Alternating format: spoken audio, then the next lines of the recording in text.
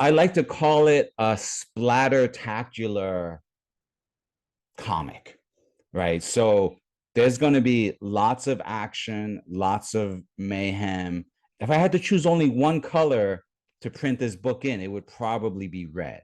Instead, it's going to be a full color extravaganza, and the humor will be in the action and in the absurd lengths that our characters go to try and survive this one hellacious night. I'm Patrick Lugo, the creator of Undead Kungfu Ghost Killer, and you can find me at ukgk.site or plugoarts.com. You have been watching and listening to Two Geeks Talking. Good morning, afternoon, evening, everyone. Two Geeks Talking is an entertainment industry interview show where we interview the creative people from the comic, film, TV, movie, and video game industries. And of course, I'm your host, Kurt Sasso. We are joined today by a returning guest. It has been a few years since he was last on the show, and far be it from me to never deny this particular guest to be on our show because he's such a wonderful person to chat with. His work from A Tiger's Tale, as well as his upcoming new, amazing, beautiful book, starting the spooky season off in October, Undead Kungfu Ghost Killer. We're joined by the ever-talented Patrick Lugo. How are you doing today? Hello, Kurt. I'm so glad to be here. It's really been too long since we've chatted. I know, I had to look back. It's been at least a year or two for sure. And I've been seeing you on social media. I've been seeing you doing the promotion for this upcoming amazing book. But for those that don't know anything about yourself as a creative person, tell us who you are and what you're bringing to Two Geeks Talking today. Well, I'm Patrick Lugo. I'm a New York-born artist who's lived half his life in the San Francisco Bay Area. I've done comics, I've done record album covers, and most people will probably know my work from the iconic Kung Fu magazine, where I spent more decades than I will admit to as their art director. And of course, we're talking about Undead Kungfu Ghost Killer. It's a mouthful, but it is a beautiful book. It has your classic, amazing style with watercolors and all those amazing things that we don't see in comics these days. It is truly your own unique style. What is the origin story of Undead Kungfu Ghost Killer? Undead Kungfu Ghost Killer, or as I like to shorten it to UKGK, is like my other work, A Tiger's Tale. It's a meticulously researched deep dive into Kung Fu folklore. So our titular hero, who I call Zhang Q, is actually based on a Chinese folk deity named Zhonghui, who is probably the original Ghostbuster. His story goes back way back into Chinese history, and he's known as, the king of ghosts. His story is a story of a noble warrior who was rejected in his lifetime, but then he spent his afterlife protecting the emperor and mortals from the evils of the undead realm. And so I just had to kind of take that bit of folklore and expand it out with my more modern sensibilities. I love that. Talk to us about the Chinese folklore that you had to research when it came to this particular series. What was the first notice or the first story that you came across with this particular character? I discovered this character by happenstance when I was first, starting my career working for Kung Fu magazine, and we had received some sample scrolls, like your traditional Kung Fu calligraphy in scroll form. And one of them was an illustration of this character. And he really struck me by his look, right? His wild eyes and bushy beard. Why would I be attracted to wild eyes and bushy beards, you might wonder. But then he was also surrounded by bats. And being, a lifelong comic aficionado, I kind of like noticed the bats, and I was like, oh, here's a Kung Fu hero who also has bats, right? Now, there's a whole other lore about how in Chinese, bats equate to good luck. It has to do with the character that they're written in, and the sound fu, which you use to pronounce bat, also equates to luck. So that kind of led me down the trail of who's this character who has bats as companions and why is he lucky. And then that led to the story of him being like a candidate for the Imperial Guard who was rejected because he was too ugly, right? The vanity of the emperor at the time did not, let the emperor accept this particular warrior into his court. And so, dejected, Zhong Kui died unknown, but his nobility was recognized in the afterlife, which led to, multiple stories of him conquering ghosts. And it's a recurring theme, like throughout Chinese literature. There have been multiple tellings of this character's adventures, like over the various dynasties where he's evolved. And it's even become a bit of a like a folk practice where people will hang out illustrations of him as a good luck charm, right? So like you might find a painting of Zhong Kui hanging up beside the back door to keep any ghosts from entering through the back door. So that combination of folklore and artwork with like a super heroic or supernatural heroic storyline just was really something that kind of stayed with me. Well, it goes to show you that tales like this or ghost stories transcend nationalities, transcends countries, transcends dynasties in this particular case. I find it amazing that this is new to me. This is new to probably a lot of people who don't really follow the culture or that particular character. I'm glad you're bringing this particular character to life here. The rejection for being ugly, that kind of struck me as odd. Why is he so focused on fighting the undead? Why is that his core motivation for being? Well, I mean, this is where, I can talk more about motivation with regards to my fictional take of the character as opposed to my research of the lore, right? And it's always that interesting thing that's part of where I've kind of made a name for myself is that's what Tiger's Tail was about, right? Absorbing the lore and then trying to fictionalize it to make it more digestible. So within this case, right, it was a matter of honor. This warrior, devoted his, I like to describe it this way. He spent a lifetime in training so that he can spend his afterlife in combat. And so I wanted to take a look at what it would be like if all hell breaks loose. And so we could imagine a kung fu take on a zombie apocalypse where these monsters are terrorizing the local villagers and only another supernatural being can stop them. So this is Zhang Qiu's chance to fulfill his destiny, right?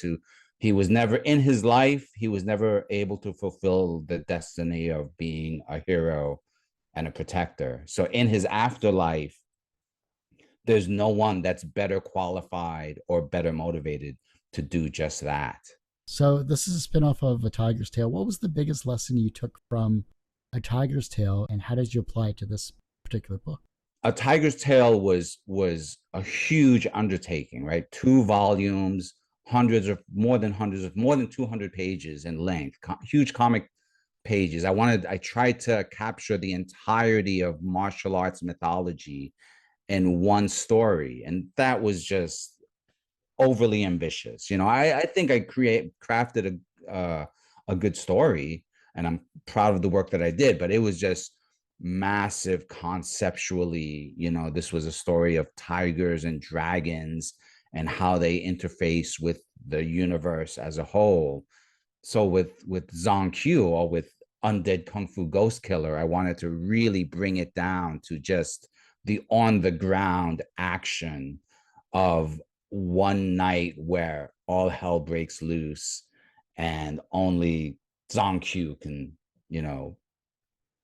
save the day or save the night, or both. I mean, only Zhang Qiu's actions are there to help those few victims who have a hope of surviving. The fact that you have a beautiful watercolor style that is unique to your own particular brand when it comes to your comics and your amazing work in general, the tone, finding that visual tone for this particular series, you did a more colorful approach to A Tiger's Tale. You definitely went at a darker tone, obviously necessary for Undead Kung Fu Ghost Killer. Why was that, and are you happy with the visual tone that you've achieved? I am having a great time with really trying to take my style of, let's call it, improvised brushstrokes to a new level. One Some of the feedback that I've gotten from colleagues about this particular project is them describing like they really fell into a painting. So a lot of my brush work and that watercolor quality that informs both the Tiger's Tail and this project are informed by the traditional Chinese calligraphy that I've dabbled in, but I've had the good fortune of meeting great masters of that particular art form, enough to inspire me to take my hand at it. So I really want Undead Kung Fu Ghost Killer to feel like you're falling into a painting, kind of to try and carry over that same theme I was describing earlier with the magic of the mythical character Zhong Kuai being associated with his image, right? If you hang up an image of this ghost killer, you'll be protected from ghosts. So I wanted to have the artwork be very tactile, and I wanted you to feel the brushstrokes as they depicted the action in the comic. I think that's also something that I find interesting is you're taking Chinese mythology, Chinese folklore, and you're bringing it to life with this amazing comics series. But from a North American audience, obviously there's a huge difference between what we're used to in terms of vampires and werewolves and everything like that versus the ghosts and the folklore of the Chinese culture. Can you talk on that? Because I find that really fascinating. It's such a huge subject, and it's something that I've always just found myself delving into more and more. The average person, if they've read manga especially, will probably recognize the Japanese term yokai. In China, it's pronounced yaoguai, right? But the characters that they are written in are the same characters. It's just that difference in pronunciation. But the concept, they overlap because it's the creatures that are being described are supernatural in ways that kind of are influenced by like Taoist philosophy and Buddhist philosophy as well. So there's kind of a strong connection to nature, but that connection can also, reveal a dark and shadowy side. Let me give you an example, Kurt. So when we think of monsters in Europe, what's more iconic than the vampire, right? The blood-sucking uh, creature of the undead. In Asia, right, a yaoguai that would be similar is called a jiangshi. And those creatures, rather than absorbing blood, these are undead monsters that will absorb the life force of those people around them. And so when they rise from their tombs, rigor mortis will stiffen them. So rather than turning into a bat, which as I've mentioned earlier, that's a symbol of good luck, the Jiangshi, they hop around, you know, but as they grow more powerful, those hops can be longer and higher until eventually these creatures can fly. So this would be an example of one of the Yaoguai that we encounter in issue 1 of Undead Kung Fu Ghost Killer. Because you have such a long history to work with and a long folklore history as well too when it comes to this series, how deep are you going to go with it? Are you going to go to the same lengths that you did with the Tiger's Tail, or are you going to be a little more selective with the supernatural forces that come into play? Well, for this issue, this is an issue 1. So I'm going to kind of keep this pretty self contained. We can imagine this is like the night that all hell breaks loose, right? And that's how the story starts. But whereas with A Tiger's Tail, I spent hundreds of pages like traveling the world with those characters and, having them visit dragons and all sorts of other like mythical creatures. For this story, I want to just focus on the action of those characters that are going to try and survive a night when, the denizens of the underworld, are released and, wreak havoc on the mundane world as we understand it. Now, it's not all just horror, though. You're going to lighten the mood, I'm sure, a bit with like little comedic moments. Like, you're not just going to go straight into the heart of the folklore. You're going to try to alleviate things, right? I like to call it a splatter-tacular comic, right? So there's going to be lots of action, lots of mayhem. And if I had to choose, I would, if I had to choose only one color to print this book in, it would probably be red. But instead, it's going to be a full color extravaganza. And the humor will be in the action and in the absurd lengths that our characters go to try and survive this one hellacious night. Well, that's good. At least it's not all blood and gore and everything like that. There's a few movies, they are some classic kung fu movies of the 70s and 80s, which I'm using as guiding principles. And these are movies that are both horrors and comedies, which is a unique thing that kung fu movies can pull off uniquely. If anyone wants, this is some insider secrets. I'm telling you first, Kurt. But one of the movies that you should check out is called Mr. Vampire. And another one is called It's the Seven Brothers and One Sister versus Dracula. And that movie in particular is a fun one because that is actually a co-production between the Shaw brothers, who are famous for all the kung fu movies we've heard about, and Hammer horror films. Do you remember those Hammer horror Dracula movies? So it's a crossover between both of those movie production studios. So the Dracula that you're thinking is the Dracula that takes a trip to China for that kung fu action.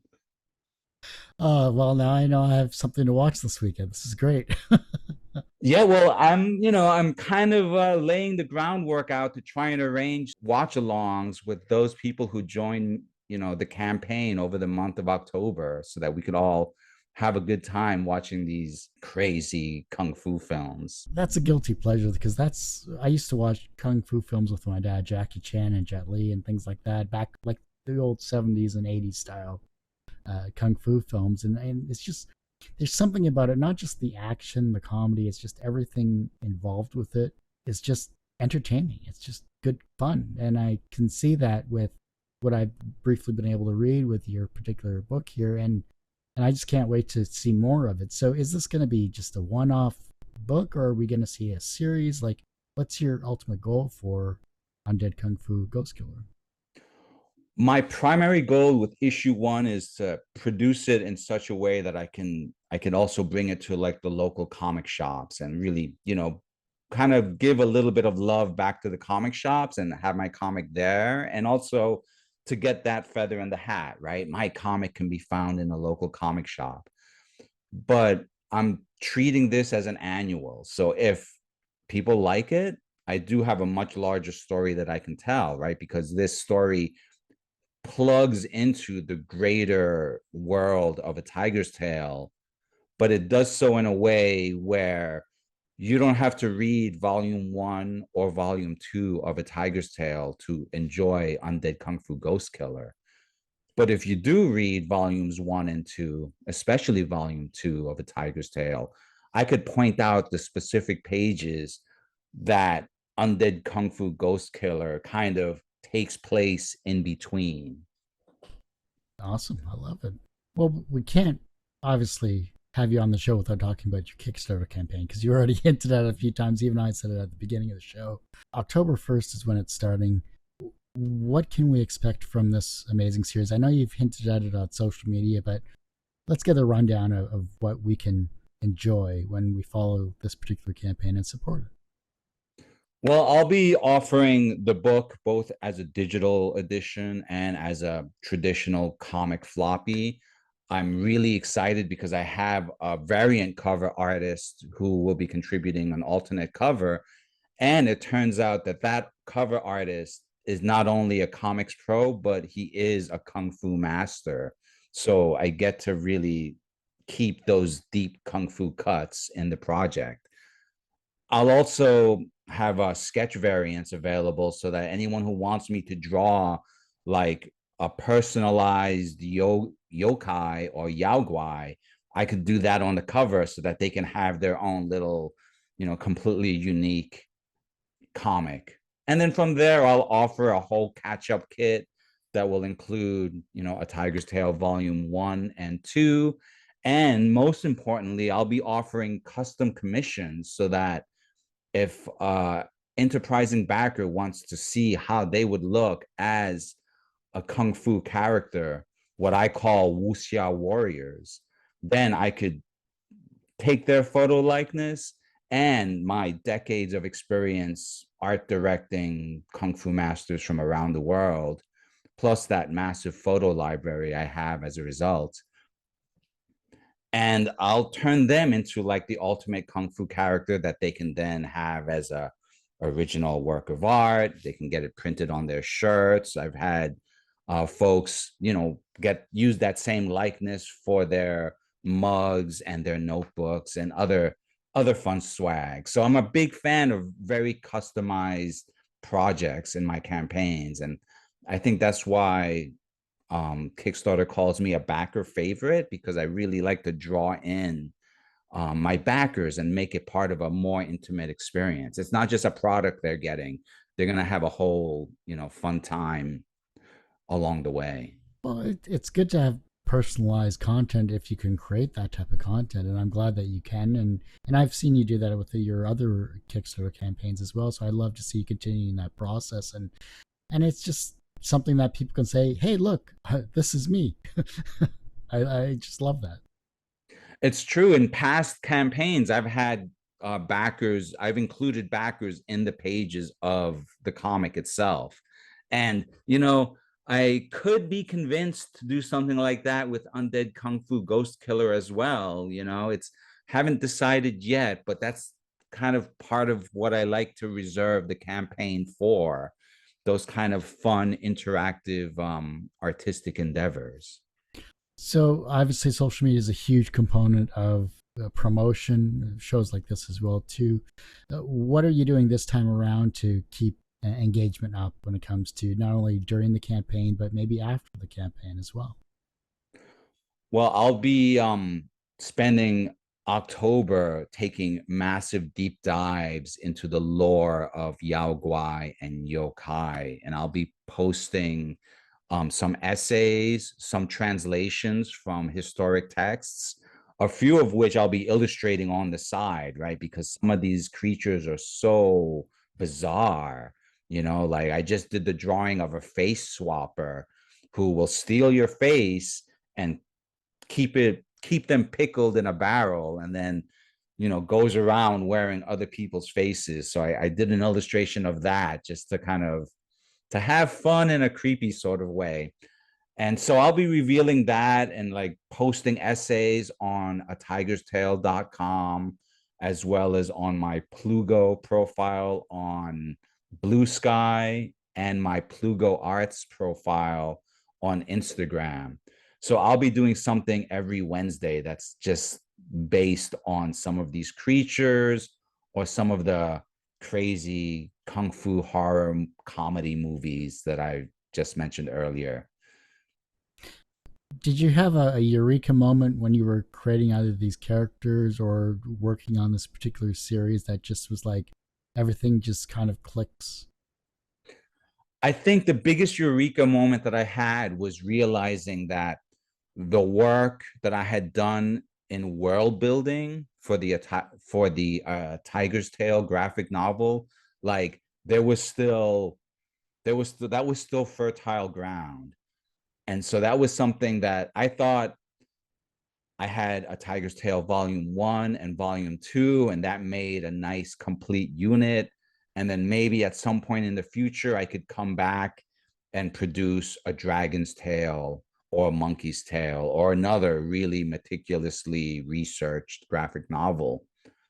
But then I realized, I would really like to just do a comic. Like I would like to have a comic out there, something pulpy, something that, that's floppy, staple, the whole thing, what we think of when we think of a comic. And so that's what led me to thinking of which character has the most potential to show up in that kind of serialized fashion where you can have one story, one adventure that's satisfying, and then you could wait a little while and then have another adventure that would be equally satisfying. And so that's when I realized that Undead Kungfu Ghost Killer kind of sits perfectly in that space, especially with its I don't know, its echoes. I'm kind of using Teenage Mutant Ninja Turtles as like a sifu for this project.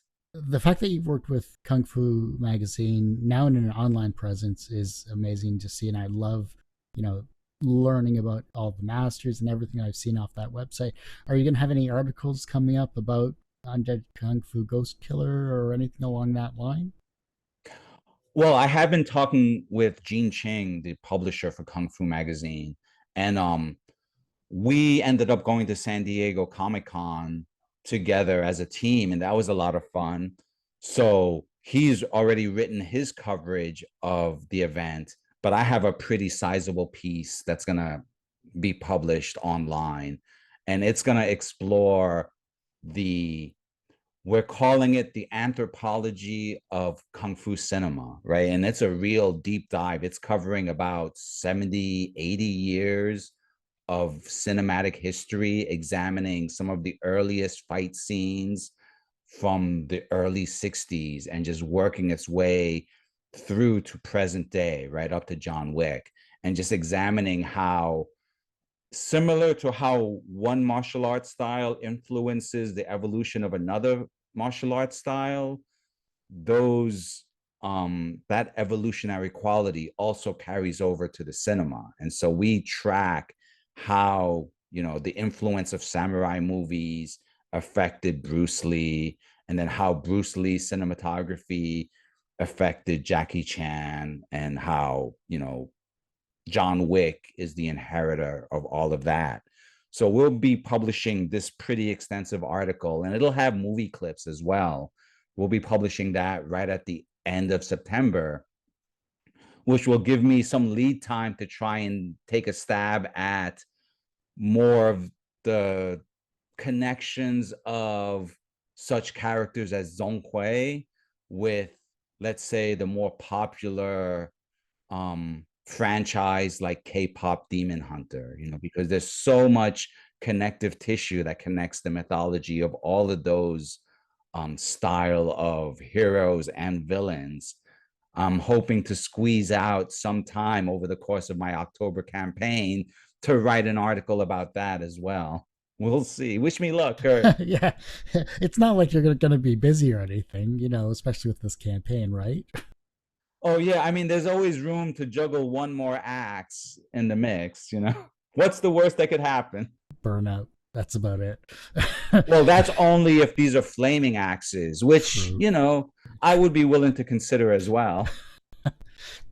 Look, just don't juggle chainsaws and flaming axes, and I'm sure you'll survive October. Yeah, well, what's the worst that can happen? I spend my afterlife in fulfillment. I'll Look, be in good company. I could actually see Undead Kung Fu Ghost Killer as a feature film, to be honest, and I'd love to see like Wu Tang Clan or something like just produce it. Just I think that'd be interesting. Oh, that would be, well, it's really interesting because Zhong Kuai is kind of surfacing. Like, there's a new video game that was announced that will be featuring him. It just seems like, there's a lot of room for more ghost hunters and monster hunters that need to surface. So I'm kind of excited to have my take on this project coming out at this moment right now, when we need some some heroes to fight back the darkness. I hate to say this, Patrick, but that ends this particular episode of Two Geeks Talking. Time flies with you, and I just love having you on the show. Thank you so much. Kurt, thank you. It's I have to do better in keeping in touch and giving you the lead time that you deserve so that we can really set time aside to have these talks, because there's nothing like it, Kurt. For sure, and one of these days I got to get back out west. It's been far too long for me, and look, San Diego Comic-Con is on my bucket list eventually. Love to do a tour with you there if I ever get out that way. Oh man, what an epic team up that would be. For those that want to support this campaign as well as yourself, where can we find you? How can we support you? And anything else you'd like to promote? Well, the main URL I want everyone to write down really quickly is ukgk.site, right? ukgk.site will take you directly to the campaign page for Undead Kungfu Ghost Killer, where, for just $5, I'll send out a one-page comic book postcard so that people can get something physical for the cost of a coffee. I update my primary artist website at plugoarts.com fairly regularly. I have a newsletter there where I send free comics directly into people's inboxes. So the stuff that I do on Kickstarter, I do occasionally, but every second Tuesday of the month, I'm sending comics for free to those people who have decided to subscribe to plugoarts.com. That's just that's where most of my work happens, and I'm so glad that we have a strong community around that little website. Well, like I said, that ends this particular episode of Two Geeks Talking. You can, of course, find this interview on our YouTube channel as well as 1,200 plus others, youtube.com/TGT Media. The podcast you can find at every podcast platform that you happen to download podcasts from. Just search Two Geeks Talking, that's TWO, and find this interview as well as Patrick's past interviews and whatever else you'd like to do. I have so many in the entertainment industry. You will not get bored, trust me. And as I say every week, everyone has a story to tell. It's up to me to help bring that out. Thanks for listening and watching on Two Geeks Talking.